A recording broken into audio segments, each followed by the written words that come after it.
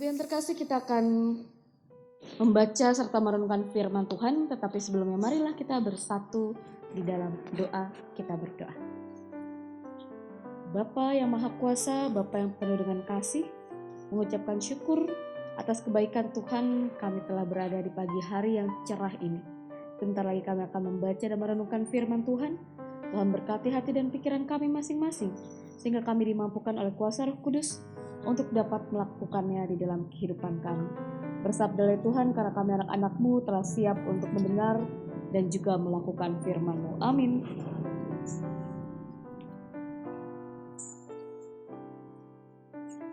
Pembacaan firman Tuhan pada hari ini terambil dari Yehezkiel pasal yang ke-36 ayat yang pertama sampai ke-7. Yehezkiel pasal yang ke-36 ayat yang pertama sampai dengan yang ke-7. Setelah kita mendapatkannya, saya akan membacakannya bagi kita semua. Dengan judul Pembaharuan Israel. Hai engkau anak manusia, bernubuatlah mengenai gunung-gunung Israel. Dan katakanlah, hai gunung-gunung Israel, dengarlah firman Tuhan. Beginilah firman Tuhan. Oleh karena musuh itu berkata mengenai kamu, syukur, bukit-bukit dari dahulu kala sudah menjadi milik kita. Oleh karena itu bernubuatlah dan katakanlah, beginilah firman Tuhan Allah. Oleh karena, ya, sungguh karena musuh dari sekitarmu menjadikan kamu sunyi sepi dan mengingini kamu, supaya kamu menjadi milik sisa-sisa bangsa-bangsa. Dan oleh karena kamu menjadi buah mulut orang dan banyak dipergunjingkan.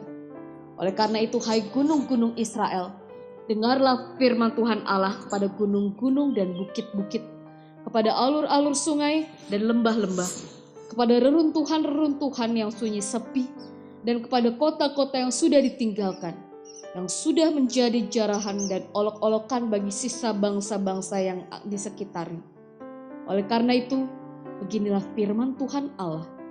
Aku pasti berfirman dalam api cemburuanku, melawan sisa bangsa-bangsa dan melawan seluruh Edom yang menentukan tanahku menjadi miliknya dengan segala rasa sukacita dan rasa penghinaan, sehingga tanahku itu dimilikinya dan dapat habis dijarah.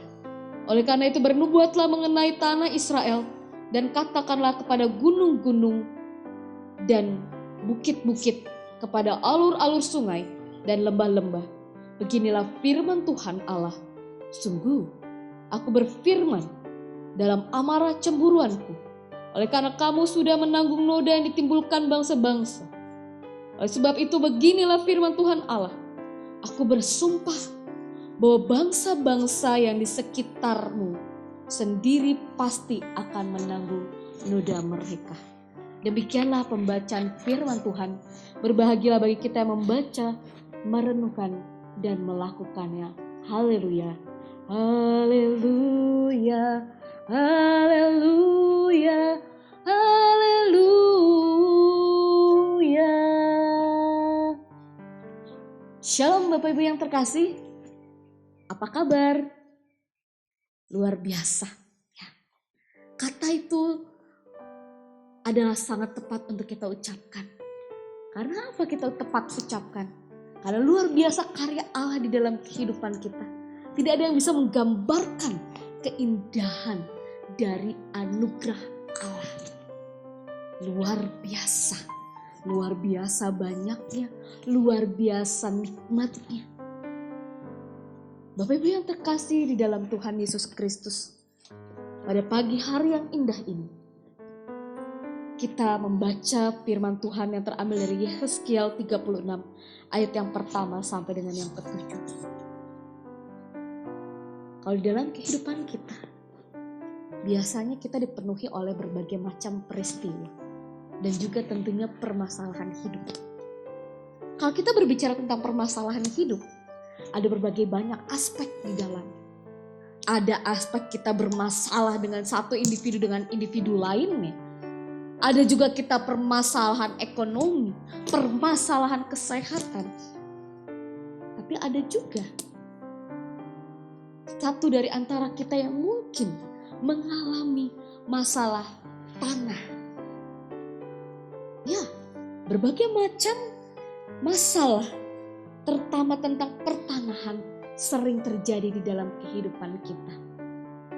Salah satunya ya yang sering terjadi konflik, yaitu sengketa antar pihak yang mengaku sebagai pemilik dari suatu tanah. Dan ketika salah satu itu merasa bahwa dia adalah seorang pemilik, dia akan berusaha sedemikian rupa untuk mengambil hak milik yang dia miliki. Dengan cara apapun. Mulai dari cara yang lembut sampai cara yang kasar sekalipun. Karena apa? Masing-masing orang mau mempertahankan apa yang menjadi kepunyaannya. Bapak Ibu yang terkasih di dalam Tuhan Yesus Kristus, tanah merupakan suatu aset di dalam kehidupan manusia. Baik itu Bapak Ibu yang punya tanah maupun tidak punya tanah. Kita merasa bahwa tanah adalah aset yang berharga. Karena apa? Harga tanah tidak akan mungkin turun. Akan terus menerus menaik. Nah, oleh karena itu banyak orang yang mau mempertahankan. Dan bahkan tidak segan-segan untuk menjadikannya sengketa ketika ada orang lain yang mengaku-ngaku tanah sebagai miliknya. Namun tidak demikian dengan umat Israel yang kita baca pada pagi hari ini. Yehezkiel, Bapak Ibu yang terkasih, konteks pada saat itu dia diutus oleh Allah. Di dalam keadaan sesuatu yang sangat sulit, sesuatu yang sangat rumit. Kalau tadi kita berbicara tentang tanah yang sebagai aset, tetapi bagi bangsa Israel, tanah bukan hanya sebagai aset dalam arti kata harta mereka, bukan. Tetapi tanah itu merupakan ada nilai-nilai rohani yang sangat dalam. Karena apa? Kalau kita menelisik bangsa Israel dulu, mereka dijanjikan tanah perjanjian oleh Allah. Dan ketika tanah itu diduduki atau didiami oleh suatu bangsa, otomatis mereka merasa marah. Mereka merasa tidak terima. Karena apa? Seharusnya itu adalah tanah kudus, tanah milik Allah yang diberikan Allah kepada umat, yaitu umat pilihan, yaitu bangsa Israel. Dan tanah itu harus dikelola oleh umat Allah dan bukan dengan bangsa-bangsa lain. Dan oleh karena itu, keberadaan umat Israel, mereka harus mengelola. Bukan hanya itu, tetapi keberadaan umat Israel ini harus menjadi berkat dan memuliakan nama Tuhan di antara bangsa-bangsa. Namun, apa yang mereka lakukan, Bapak Ibu yang terkasih? Tugas mereka sebagai anak-anak atau bangsa pilihan Allah, ternyata mereka nodai. Yang mereka harusnya menyembah Allah, mereka justru menyembah Allah-Allah lain. Yang harusnya mereka bisa saling bekerja sama satu sama lain untuk memuji memuliakan Allah, ternyata semuanya terbalik. Dan hal itulah yang membuat Allah menjadi murka, Allah menjadi marah, Allah menjadi dan berencana untuk menghukum mereka. Karena apa? Kecemburuan Allah. Allah cemburu ketika mereka harus menyembah Allah lain. Allah cemburu ketika mereka harus berbalik lagi kepada ilah-ilah yang mereka sembah. Dan mereka telah menodai kekudusan Allah. Karena apa? Harusnya diri mereka sebagai pribadi yang kudus, pribadi yang menyembah Allah. Tetapi justru sebaliknya. Dan untuk itulah di sini Yehezkiel diutus oleh Tuhan untuk bisa berbicara kepada orang Israel di dalam pembuangan. Di sini tugas dari Yehezkiel, dia harus berbicara. Dan tentu saja itu merupakan tugas yang sangat sulit. Karena apa? Kalau dia mengandalkan diri sendiri, tidak akan bisa dia lakukan di dalam kehidupannya. dia butuh kekuatan yang berasal daripada Allah. Dia butuh ditopang oleh kuasa Roh Allah, berbicara menurut perintah Allah di dalam kehidupan Yehezkiel. Kalau kita lihat juga di dalam ayat 2 sampai dengan yang ke-7, ungkapan gunung-gunung Israel menunjuk kepada ciri khas wilayah tanah Israel yang diliputi oleh pegunungan. Ya, tanah Israel di sini meliputi gunung, bukit, alur dan juga lembah.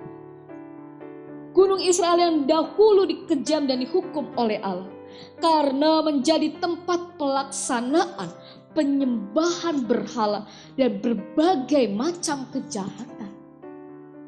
Padahal sesungguhnya tanah itu adalah berkah. Tanah itu adalah pemberian Allah. Dan disitulah ranah Allah itu dilanggar. Dan umat Israel harus menanggung amarah Allah. Bagi bangsa Israel, tanah itu adalah sesuatu amat kudus. Jauh dari urusan bisnis seperti saat ini. Tanah mengandung unsur rohani yang begitu dalam. Karena apa? Tanah itu adalah tanah yang diberikan oleh Allah kepada umat Israel. Tapi sementara itu, umat Israel yang berada di Babel mengalami tekanan. Tanah mereka menjadi tandus porak-poranda oleh musuh-musuh yang bengis itu. Ya, itu semua memang salah umat Israel.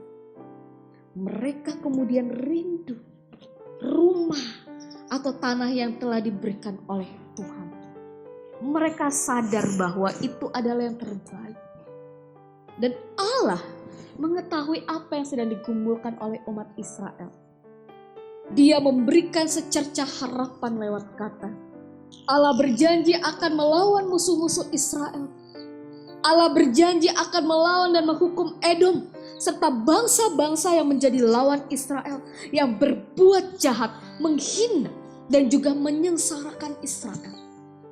Mereka akan dihancurkan dan tanah akan terjarah dan dapat kembali dihuni. Ya, bangsa Israel akan mendapatkan kembali tanah mereka yang sangat berharga. Israel akan kembali seperti dahulu ketika Daud berkuasa. Dan bahkan lebih daripada itu, mereka meyakini bahwa penderitaan pasti akan segera berlalu. Bapak Ibu yang terkasih di dalam Tuhan Yesus Kristus, kalau kita lihat, memang umat Israel pada saat itu sedang kehilangan tanah. Memang pada saat itu mereka berbuat satu kesalahan. Tetapi ketika mereka berbuat satu kesalahan, mereka kemudian sadar bahwa kesalahan mereka yang telah mereka lakukan itu harus ditinggalkan. Mereka harus berbalik lagi kepada Allah. Mereka harus meninggalkan kejahatan di masa lalu dulu. Dan kemudian kembali berubah menjadi lebih baik. Dan ketika itu, ketika mereka sadar, disitulah Allah bekerja. Allah menyatakan janjinya kepada umat Israel bahwa Dia yang akan turun tangan menumpas segala macam bangsa-bangsa yang mau menghancurkan Israel.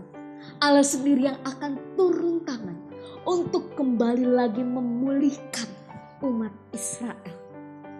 Allah sendiri yang akan menyatakan kasih-Nya serta mengembalikan kehadiran kemuliaan Allah di dalam kehidupan umat Israel. Bapak-Ibu yang terkasih di dalam Tuhan Yesus Kristus, memang Allah tidak pernah kompromi dengan yang namanya dosa. Dan selalu ada konsekuensi dari setiap dosa yang kita lakukan di dalam kehidupan kita sehari-hari.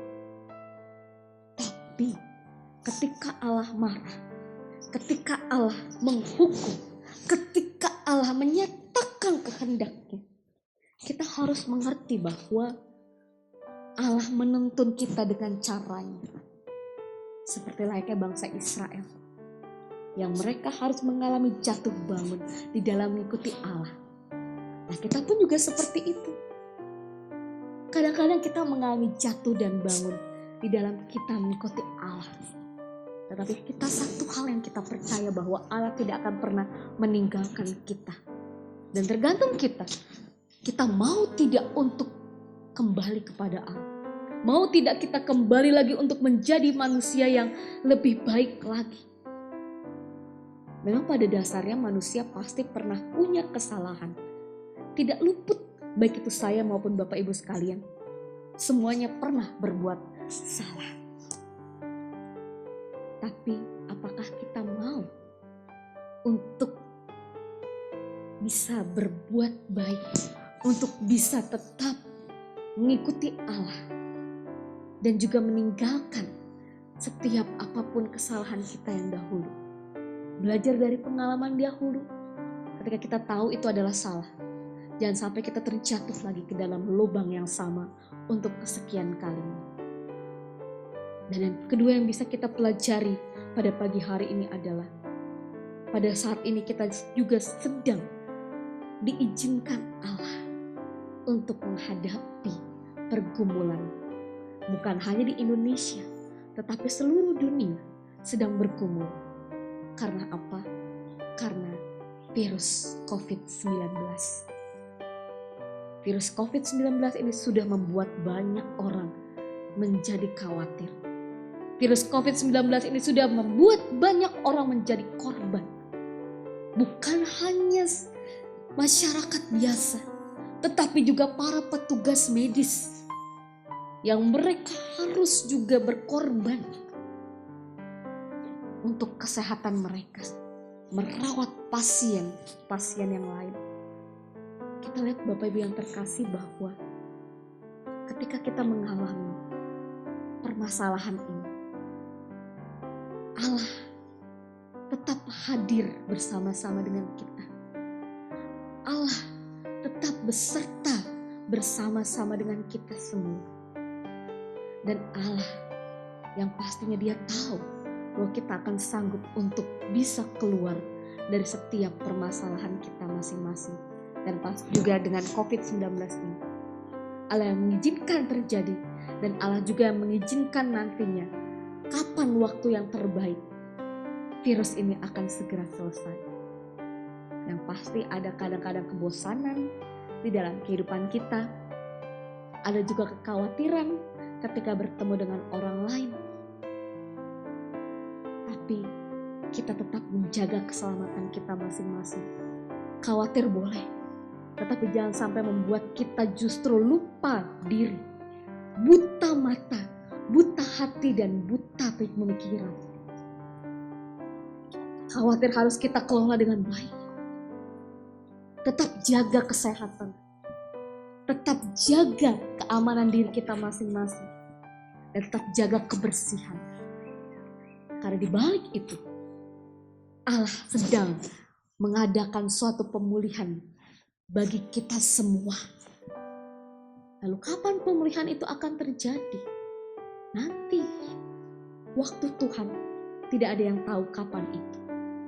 Tapi kita sebagai manusia, kita diajak bersama-sama untuk kita kembali lagi merenung, kembali lagi ke dalam jalan Allah, kembali bertobat.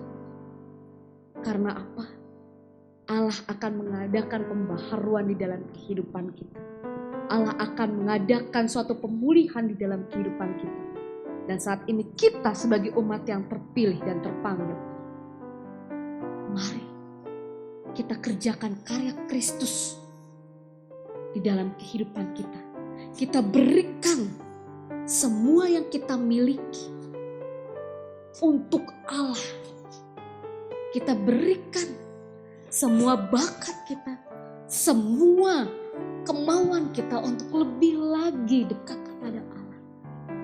Dan yang pasti, kita harus tetap bersekutu di dalam keluarga kita masing-masing. Dan inilah waktunya. Bukan hanya karena COVID, tapi sinilah Allah mau mengadakan sesuatu di dalam kehidupan keluarga kita masing-masing.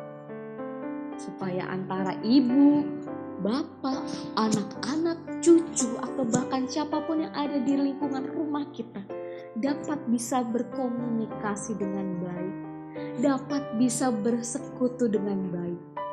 Karena keluarga adalah fondasi yang terkecil. Bagaimana keluarga harusnya menjadi dasar dari segala sesuatu. Dan penguatan di dalam keluarga, inilah waktunya. Jadi Bapak Ibu yang terkasih, mari gunakan waktu ini bersama-sama dengan keluarga untuk kita beribadah, berdoa dan menyembah kepada Tuhan. Amin.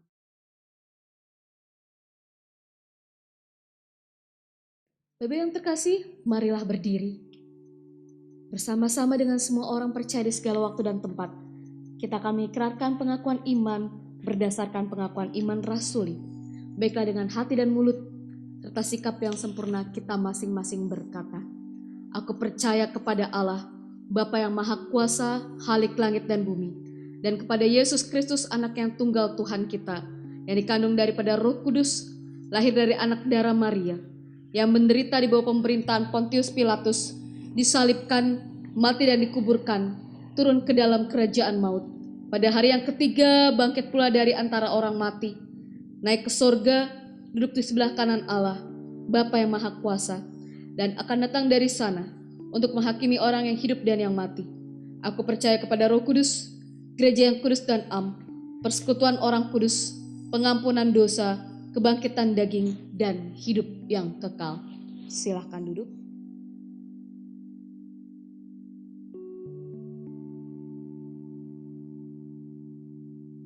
Marilah kita bersatu di dalam doa syafaat. Kita berdoa. Terima kasih Bapa di sorga atas firman Tuhan yang boleh saja kami baca dan kami renungkan bersama-sama. Kami percaya bahwa pemulihan akan terjadi di dalam kehidupan kami. Kami percaya ketika kami berbalik arah menjadi lebih baik untuk lebih mengikuti Allah, yang pasti Tuhan akan bisa selalu bersama-sama berjalan dengan kami. Dan dalam rangkaian doa syafaat ini Tuhan, kami bersama-sama mendoakan bagi bangsa dan negara kami Republik Indonesia. Tuhan tolong berkati para pemimpin kami, mulai dari tingkat presiden sampai seluruh jajaran. Tuhan berkati mereka satu persatu, kuasailah mereka dengan Roh Kudus-Mu, sehingga mereka dimampukan oleh Tuhan untuk memimpin bangsa dan negara kami dengan penuh hikmat, sehingga bangsa dan negara kami bisa menjadi semakin lebih baik lagi ya Bapa. Dan kami juga berdoa Tuhan bagi pergumulan bangsa dan negara kami. Dan bukan hanya bangsa dan negara kami, seluruh dunia pun sedang bergumul karena kehadiran virus COVID-19 ini. Ya Tuhan, kami meminta uluran tangan-Mu, belas kasihan-Mu untuk kami sebagai umat Tuhan yang ada di tengah-tengah dunia ini. Tuhan tolong berkati kami di dalam kami menghadapi wabah yang sedang melanda. Kami yakin dan percaya ya Bapa, bahwa ini adalah rencana Tuhan untuk kami bisa semakin lebih dekat lagi kepada Tuhan. Tuhan mampukan kami sehingga kami dapat tetap mengandalkan Tuhan. Walaupun kadang-kadang kami diperhadapkan dengan ketakutan dan juga kegundahan, tapi kami percaya bahwa Tuhan tetap beserta dengan kami sebagai anak-anak-Mu. Tuhan berkati juga mereka saudara-saudara kami yang boleh menderita karena sakit penyakit, baik itu disebabkan oleh virus COVID-19 ini ataupun bukan. Kami menyerahkan mereka ke dalam tangan Tuhan. Tuhan tolong topang di dalam setiap keberadaan mereka, Tuhan jamah, Tuhan urapi, sehingga mereka selalu terpelihara oleh kasih setia Tuhan. Walaupun fisik mereka sedang sakit, tetapi iman dan pengharapan mereka tetap besar kepada Tuhan. Biarlah Tuhan mengurapi mereka, menguatkan mereka, dan juga keluarga mereka masing-masing. Dan kami juga mendoakan bagi para petugas medis. Tuhan berkati mereka satu persatu, baik itu dokter, perawat, maupun petugas rumah sakit lainnya, sampai cleaning service pun sekalipun ya Bapak. Tuhan berkati mereka satu persatu di dalam mereka menjalani tugas tanggung jawab mereka. Kami tahu Tuhan bahwa tugas dan tanggung jawab mereka sangat berat. Tetapi ketika mereka disertai oleh Tuhan, Tuhan akan selalu memampukan mereka. Berkati juga bagi para petugas medis yang boleh Tuhan izinkan terpapar virus COVID-19 ini. Tuhan tolong topang mereka. Tuhan tolong mereka. Sehingga mereka bisa mengalami suatu kepulihan yang berasal daripada Allah. Kami serahkan mereka ke dalam tangan Tuhan. Dan juga saudara-saudara kami yang sedang berduka. Tuhan tolong lawat mereka.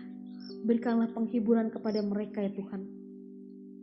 Dan biarlah belas kasihan-Mu selalu ada bersama-sama dengan mereka. Dan kami juga berdoa bagi seluruh gereja yang ada di muka bumi ini. Secara khusus untuk gereja Protestan di Indonesia bagian Barat. Tuhan tolong berkati mulai dari tingkat fungsionaris Majelis Sinode, Musyawarah Pelayanan Kalimantan Timur 1, sampai kepada jemaat Tuhan yang ada di GPD Sion Sandeli. Tuhan tolong berkati kami sebagai warga jemaat, sebagai presbiter. Tuhan mampukan kami untuk kami dapat bersatu hati agar wabah atau pandemi ini segera berakhir. Dan biarlah hanya kemuliaan nama Tuhan yang boleh terjadi di tengah-tengah kehidupan kami. Kami juga berdoa bagi warga jemaat yang mengalami pertambahan usia, baik itu kelahiran maupun perkawinan. Kami serahkan hanya ke dalam tangan Tuhan. Biar Tuhan yang memberkati mereka, Tuhan yang mengurapi mereka di dalam masa depan mereka. Dan kami percaya Tuhan tetap selalu ada bersama-sama dengan saudara-saudara kami. Dan kami juga berdoa bagi warga jemaat yang mengalami sakit, penyakit, atau kelemahan tubuh, Tuhan berkati. Dan secara khusus kami berdoa untuk keluarga Sitorus yang mengalami kedukaan, di mana ibu terkasih, baik itu dari Opung Sasa maupun Ibu Siregar, telah dipanggil oleh Tuhan di Medan sana. Kami percaya Tuhan, walaupun mereka tidak dapat pulang ke rumah, ke kampung halaman, tetapi kami yakin dan percaya kuasa Tuhan akan sanggup memulihkan mereka. Biarlah di tengah-tengah rasa duka cita ini, mereka selalu dipenuhi pengharapan hanya kepada Tuhan. Biarlah tepat pada waktu yang Tuhan izinkan, mereka akan dapat kembali lagi ke kampung halaman mereka dan bertemu dengan sanak saudara mereka masing-masing. Dan kami juga menyerahkan Tuhan Yesus bagi keluarga kecil kami. Tuhan tolong berkati kami sebagai keluarga. Biarlah keluarga kami semakin mengalami suatu pembaharuan, semakin lebih lagi untuk kami beribadah dan lebih dekat kepada Tuhan. Ada pergumulan di dalam rumah tangga kami masing-masing, Tuhan tolong. Berkati juga anak-anak kami, cucu kami, orang tua kami, dan sanak saudara kami dimanapun mereka berada. Biarlah damai sejahtera Allah selalu melingkupi kami masing-masing. Terima kasih Tuhan Yesus. Inilah doa kami yang kami alaskan hanya di dalam nama Tuhan Yesus Kristus, Tuhan dan Juru Selamat kami yang hidup dan yang telah mengajar kami berdoa. Bapa kami yang di surga, dikuduskanlah namamu, datanglah kerajaan-Mu, jadilah kehendak-Mu di bumi seperti di surga. Berilah kami pada hari ini makanan kami yang secukupnya, dan ampunilah kami akan kesalahan kami, seperti kami juga mengampuni orang yang bersalah kepada kami. Dan janganlah membawa kami ke dalam pencobaan, tetapi lepaskanlah kami daripada yang jahat.